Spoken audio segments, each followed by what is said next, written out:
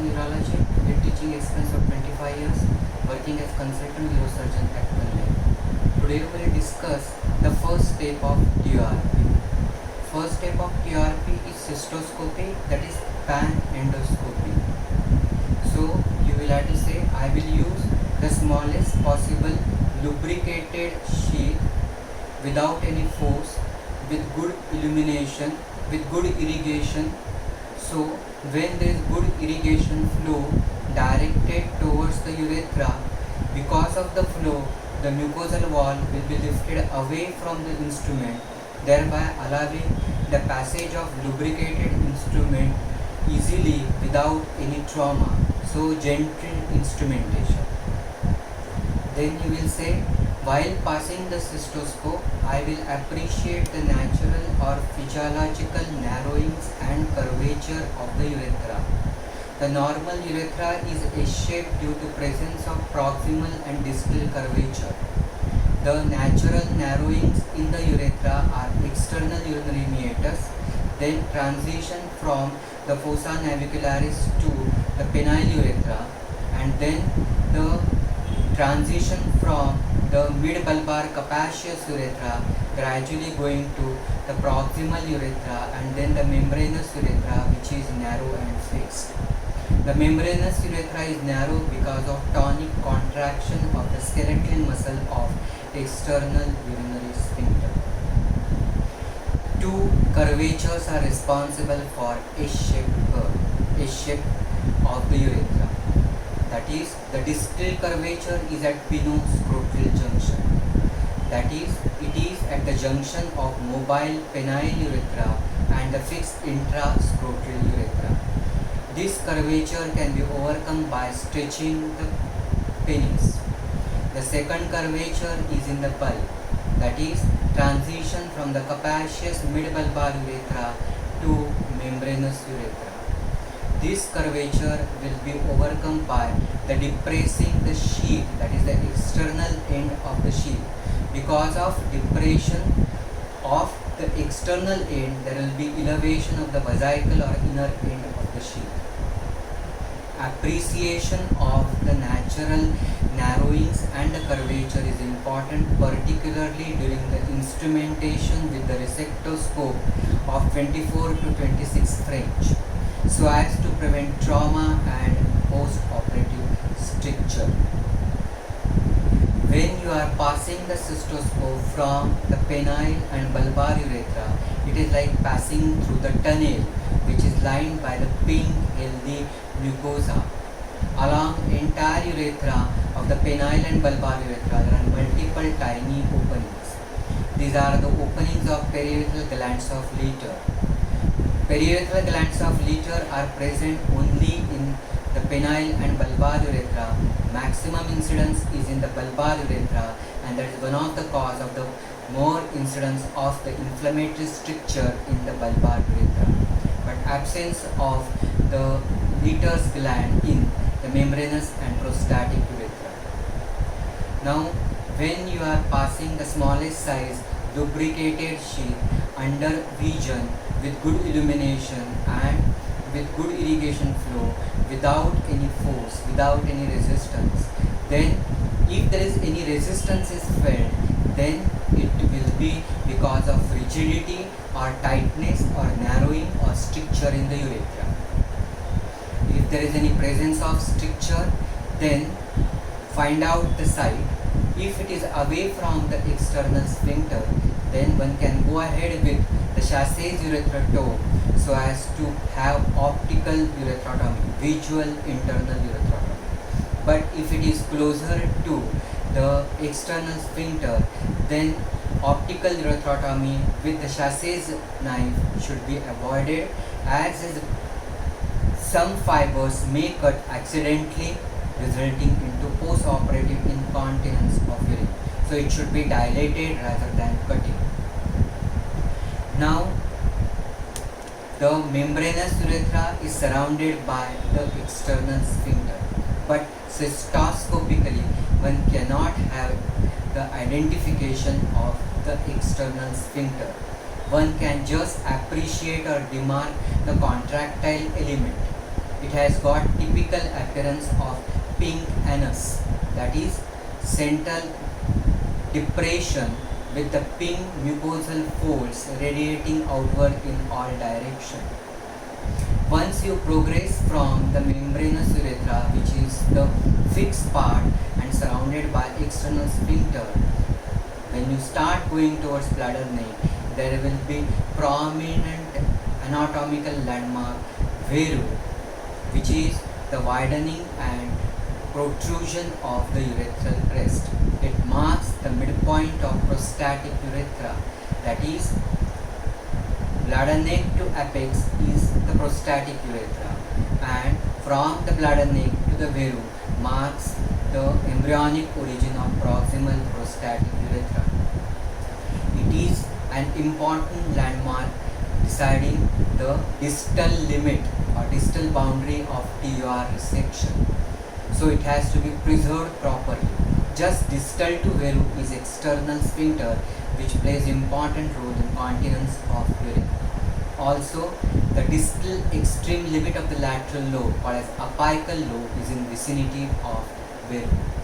On the clock dial, it is at 6 o'clock, and so the Veru, which is an important landmark, and it is a site of opening of in the center prostatic utricle, on either side ejaculatory duct. Normally, Veru is clearly seen, it is called freestanding. Sometimes it is covered or it is extremely difficult to identify. It is clearly seen or freestanding when there is very minimal lateral lobe enlargement, or if there is only predominant medial lobe, which is seen in 30% of the patients, or is there only posterior commissure hyperplasia causing bladder neck elevation. So when there is minimal lateral lobes, the freestanding will. But as there is enlargement of the lateral lobe, there will be flattening of the Veru, and so covered Veru will be seen when there is grossly enlarged lateral lobes. Because when there is enlargement of the lateral lobes, it enlarges in bone dimensions, that is lateral to medial and dorsal to ventral. That is, when there is enlargement in lateral to medial, it enlarges laterally as well as it comes towards the prostatic urethra, that is in midline. This results into the crowding of the lateral lobes in the midline. Also, when there is enlargement of the prostatic tissue from dorsal to ventral, then the prostatic cavity, that is the floor or the dorsal aspect, is pushed backward. Along with the pushing, there will be the pushing of the prostatic urethral floor as well as Veru, resulting into the covered urethra. The third type, which is very difficult to identify or one cannot visualize the Veru, is where there is totally enlarged lateral lobes, because one can grade the enlargement of the prostate depending upon what is called as the bulging of the lateral lobes. Though the exact volume is evaluated on the truss, some information can be obtained from the bulging of the lateral lobes in the prostatic urethra. The covered urethra progresses in case of grossly enlarged prostate into totally obscured Veru. Second cause for the difficult to identify the Veru is gross edema, which is seen in case of acute bacterial prostatitis progressing to the prostatic abscess, or slow papillary change due to prolonged catheterization, or in case of malignancy, that is the peripheral zone, commonest site, 80% of the malignancy, progressing towards the transition zone, growing towards the Veru, involvement of the Veru by CA prostate, or if there is TCC of the bladder, progressing from the bladder into the prostatic urethra, involvement of the Veru by TCC, or during the surgical procedure prior, if there is ablation, that is total or partial resection or injury, can result to difficult identification of the Veru.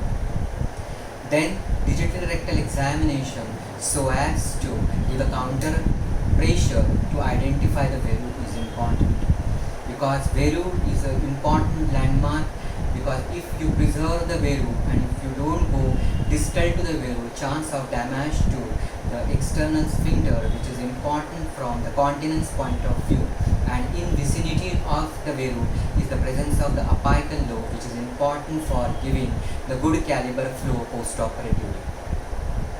One has to identify the distal limit or the extreme end of the lateral lobes, which is called as the apical lobe, and that can be appreciated by depressing the end of the sheath between the Veru and the lateral lobe, that is urethral crest or urethral lumen.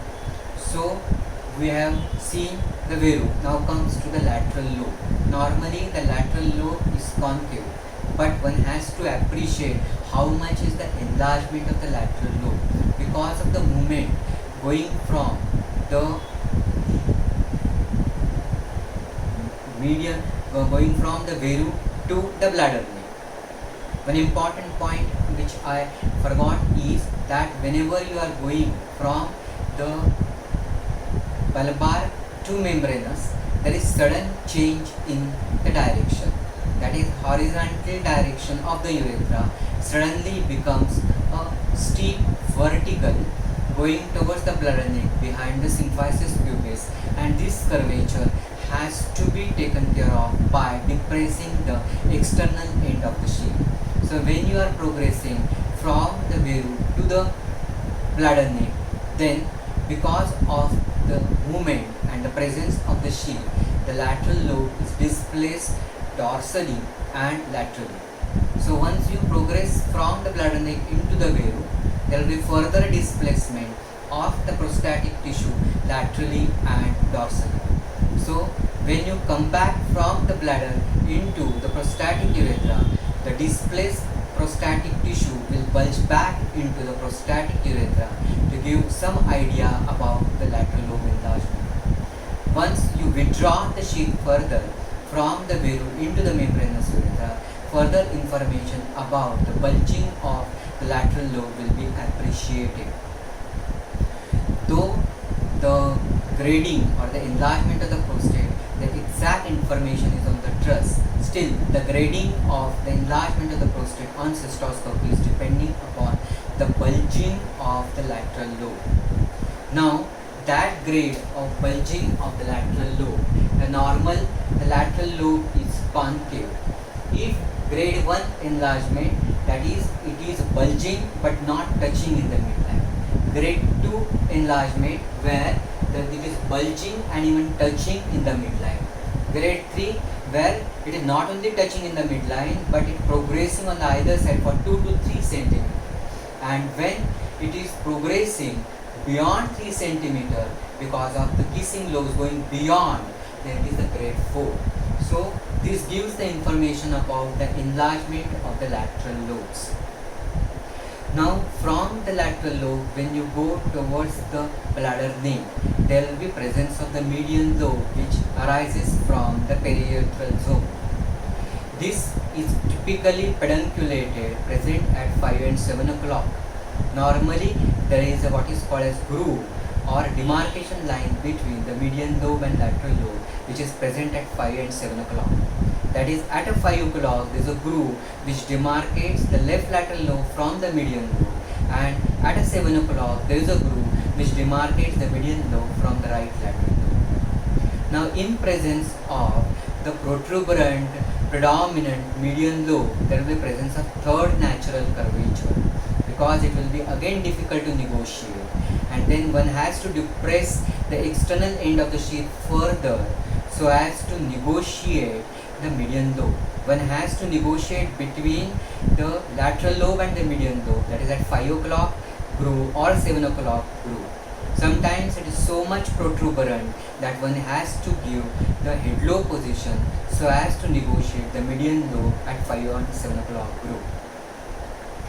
Now after the median lobe, one has to appreciate the bladder neck. The smooth muscle fibers placed parallel to each other in circular fashion at bladder neck forms the internal sphincter, and it forms the proximal boundary of the resection in TR. Now this bladder nail, in case of posterior commissural hyperplasia, it is predominantly elevated. Then it forms what is called as a transverse bar. There will be significant bladder neck elevation. One has to appreciate how much is the bladder neck elevation, and so in TRP one may have to give significant deep bladder neck incision so as to relieve the bladder outlet obstruction. Also, because of this, there might be formation of what is called annular aperture because of posterior commissural hyperplasia. One can move the sheath in and out to find how much is the toughness of the tissue because of formation of transverse bar because of posterior commissural hyperplasia. One has to measure the length from the bladder neck to veru, which is the midpoint of the prostatic urethra, and this forms the proximal prostatic urethra. And the proximal prostatic urethra is responsible for giving origin to the periurethral zone and the transition zone, and the BPH arises exclusively from the periurethral zone and the transition zone, and hence measurement of the prostatic urethra from the bladder neck to veru gives some information to the resectionist how much prostatic tissue volume has to be resected, though the truss gives the exact information. Normally, the length of the prostatic urethra from bladder neck to veru is only 1 to 2 cm. That is normal. Grade 1 is 2 to 3 cm prostatic length, that is from bladder neck to veru. Then grade 2 is from 3 to 4 cm. Grade 3 is 4 to 5 cm. And grade 5 is more than 5 cm length from the bladder neck to veru. Now, once you come to the bladder neck, then one has to appreciate how much is the endovesical enlargement. That is, normally it is the transition zone which is compressing the surrounding peripheral zone against the true capsule and the endopelvic fascia, resulting into the surgical capsule. So the adenoma is attached to the capsule by the flexible elastic attachment. So normally the prostatic tissue is adenoma is protruding into the urethra, which is called endourethral adenoma. Very small amount of the tissue may protrude into the bladder, but sometimes there is significant amount because it extends from the limit of the bladder neck and extends into the bladder, and that is called as endovesical adenoma. Both, that is lateral lobes as well as median lobe, may be involved. So classically it is trilobar process in the endovesical enlargement, and predominantly it is the median lobe which is involved in the endovesical enlargement. Now when there is endovesical enlargement, then that is also a grading system cystoscopically. Normally the endovesical prostatic tissue does not cover the trigone, but so that is normal. But if it is grade 1, that is when the endovesical tissue covers the trigone, which is up to half of the trigone, that is grade 1. Grade 2, when it covers more than half up to full trigone. Grade 3, when it goes beyond, that endovesical tissue goes beyond the trigone. And grade 4, when it goes up to the fundus of the bladder. Now, importance of this, that whenever there is endovesical tissue, whether median or lateral lobe, then the relationship of bladder neck and the interureteric bar as well as base, this information cannot be assessed. So the bladder neck relationship with respect to interureteric bar and ureteric orifices is difficult to assess in presence of median lobe or endovesical lateral lobes. Whenever you are resecting the median lobe or the endovesical lateral lobe, some amount of irrigation is a must in the bladder. This is because when the bladder is empty, the fundus comes closer to endovesical tissue, and so if you start resecting without any irrigation fluid in the bladder, that time accidentally there may be the fundus which is touching the loop, and so there may be resection of the fundus causing bladder perforation. Trauma to the interureteric bar, base or the ureteric orifice will be common if there is predominantly protuberant median lobe, and so one has to be careful to have some amount of irrigation fluid when you are starting the resection near bladder. Once you go into the bladder, one has to see the relationship of the bladder neck with respect to interureteric bar and two ureteric orifices. Then one has to see whether there is any additional pathology like the bladder tumor, because if there is bladder tumor, then the priority is TURBT, because the histopathological finding of the bladder tumor, that is grade and the stage, will decide the further treatment of BPH. One has to see whether there is any bladder stone secondary to BPH. Then because of BPH bladder outlet obstruction, so trabeculation, cellule, saccules, diverticuli must be seen. The work hypertrophy will result into the trabeculations, that is crisscross ridges of muscle ridges. Between this thickened bladder, the mucosa will start outpouching, and depending upon degree of this outpouching, there will be cellules, saccules, diverticuli. If diverticulum, location of the diverticulum with respect to ureteric orifice, if there is any growth of stone in the diverticulum should be noted. Then one has to see how much is the capacity of the bladder. This is because if there is any accident perforation of the bladder, then the irrigation fluid which is going in will not be coming out easily, because there will be extravasation from the perforation, and one then describes difficult to evacuate the bladder, which is first sign of the perforation causing extravasation. Then one has to rotate the bladder in, that is scope, 180 degree to find the right lateral wall, left lateral wall, posterior wall, then 180 degree with suprapubic pressure, anterior wall and the fundus. Fundus will be seen as identified due to presence of the bubbles which they pass through the irrigating channel.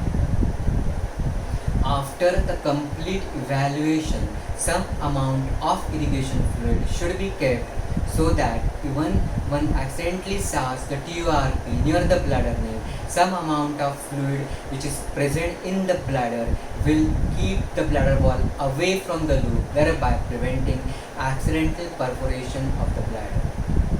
This finishes the first step of TURP, which is PAN.